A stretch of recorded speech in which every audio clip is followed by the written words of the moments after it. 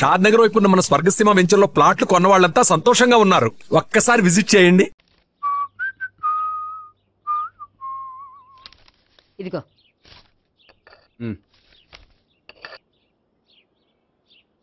చల్లరిపోయిందా?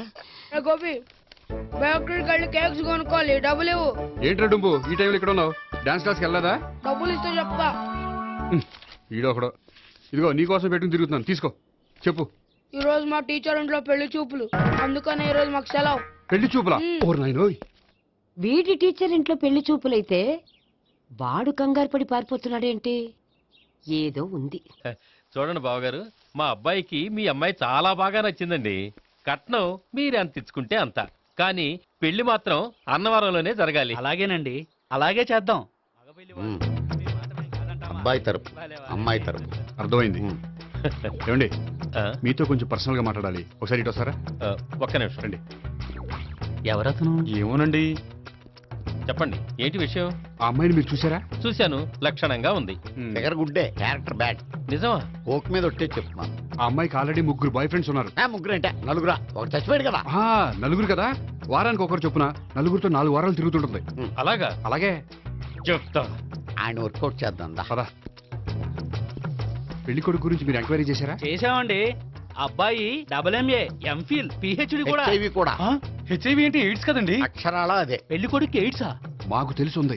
అవునో కదా, మీరే పెళ్లి కొడుకుని అనుకోండి. అయితే ఖచ్చితంగా కనుక్కుంటాం. సాక్షాత్ బ్రహ్మదేవుడి దిగొచ్చిన ఈ పెళ్లి జరగదు. అవును.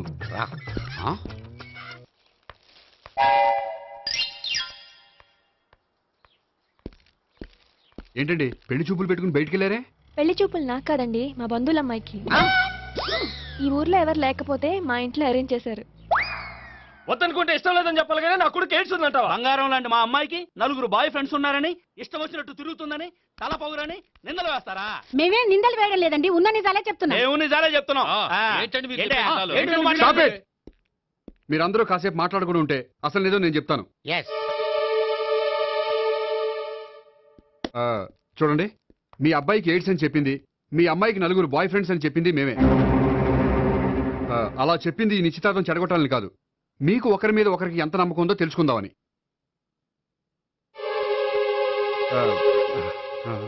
మేమేదో అబద్ధాలు చెప్తే నమ్మేసి తాంబూలాలు తీసుకోవడం మానేసి తన్ను కూడా సిద్ధపడిపోయారు. చూడండి, ప్రేమకైనా పెళ్లికైనా దేనికైనా కావాల్సింది నమ్మకం.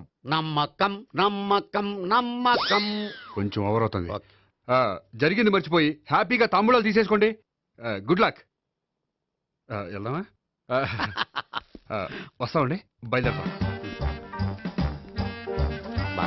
హలో, నిజం చెప్పండి, ఆ అబద్ధాలని మీరు ఎందుకు ఆడారు? ఇప్పుడు నీకు నిజం చెప్పాను అనుకో, వాళ్ళకి చెప్పిన అబద్ధం నిజమని నీకు తెలిసిపోతుంది. ఇది నిజం. పదా. ఇది బాగా మేనేజ్ చేసేవారు.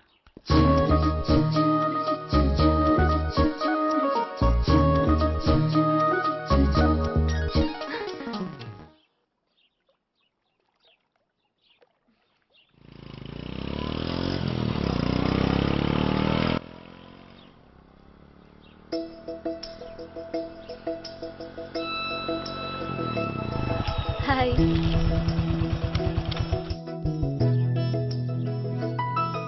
మీ ఆర్టికల్ కి మంచి రెస్పాన్స్ వచ్చినందుకు కంగ్రాచులేషన్స్ అండి. Thank you. ఆ క్రెడిట్ అంతా మీదే.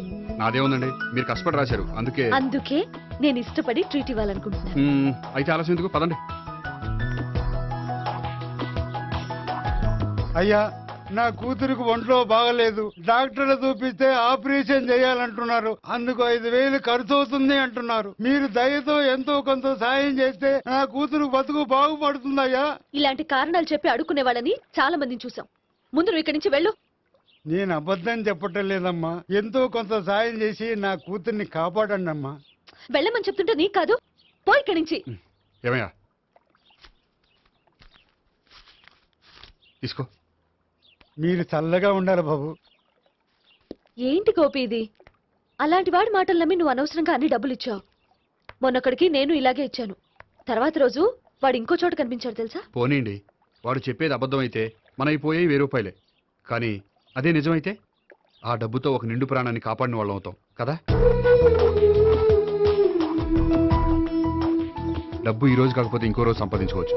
అదే ఒక నిండు ప్రాణం పోతే తిరిగి తీసుకురాలేం కదండి.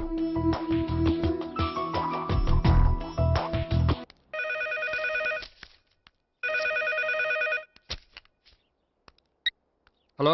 హాయ్ గోపి, నేను నేహాన్ మాట్లాడుతున్నాను. Hi Neha, how are you? చెప్పు, ఏంటి విషయం? నీతో విషయం అర్జెంటుగా మాట్లాడాలి. సాయంత్రం 4 గంటలకి నన్ను కలుసుకోగలవా? ఓఎస్, తప్పకుండా. Okay, thank you, bye. Okay, bye.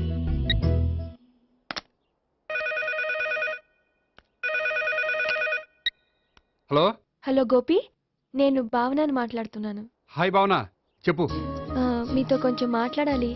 సాయంత్రం 4 గోల్కొండ టూమ్స్కి వస్తే. 4 కష్టం, 5 ఓకేనా? Okay, thank you. మీకోసం ఎదురు చూస్తూ ఉంటాను. Okay, thank you. Bye. Okay, bye.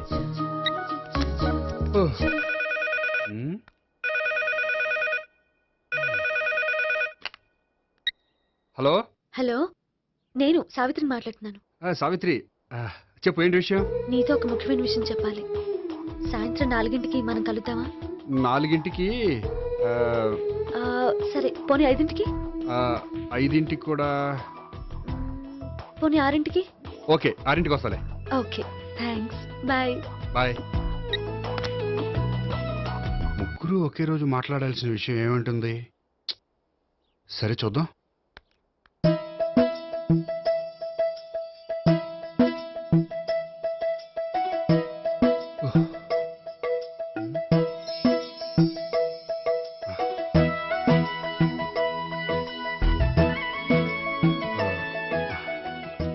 Okay Neha, నేను ఇక బయలుదేరుతాను. అదేంటి?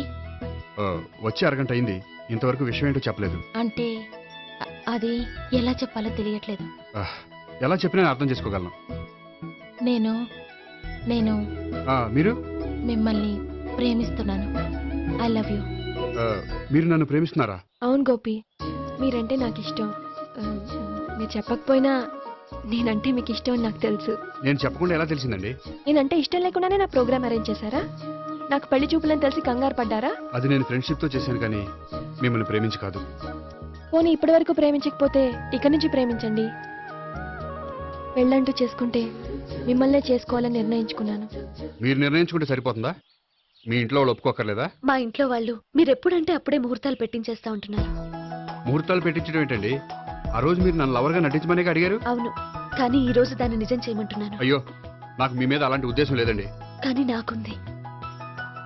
అసలు పెళ్ళంటేనే ఇష్టం లేని నాకు మీతో పరిచయం అయ్యాకే పెళ్లి మీద ఇంట్రెస్ట్ కలిగింది. పెళ్ళంటూ చేసుకుంటే మిమ్మల్ని చేసుకోవాలని డిసైడ్ అయ్యాను. మీరు అయ్యారు సరే, నేను డిసైడ్ అవ్వాలంటే కొంచెం టైం కావాలి. వారం రోజులు చాలా? వారమా? పోనీ నెల తీసుకోండి. నెల కూడా కష్టమే. అయితే మీకు కావాల్సినంత టైం తీసుకోండి. ఎంత టైం తీసుకున్నా పర్వాలేదు. నో అని మాత్రం చెప్పకండి. చెప్తే నేను తట్టుకోలేను. మీరు ఎప్పుడు ఎస్ అంటే అప్పుడు. నేను పెళ్లికి రెడీ. నేను పెళ్లికి రెడీ. నేను పెళ్లికి రెడీ. నేను పెళ్లికి రెడీ. నేను పెళ్లికి రెడీ. నేను పెళ్లికి రెడీ. నేను పెళ్లికి రెడీ. నేను పెళ్లికి రెడీ. నేను పెళ్లికి రెడీ. నేను పెళ్లికి రెడీ. నేను పెళ్లికి రెడీ. అయ్య బాబో!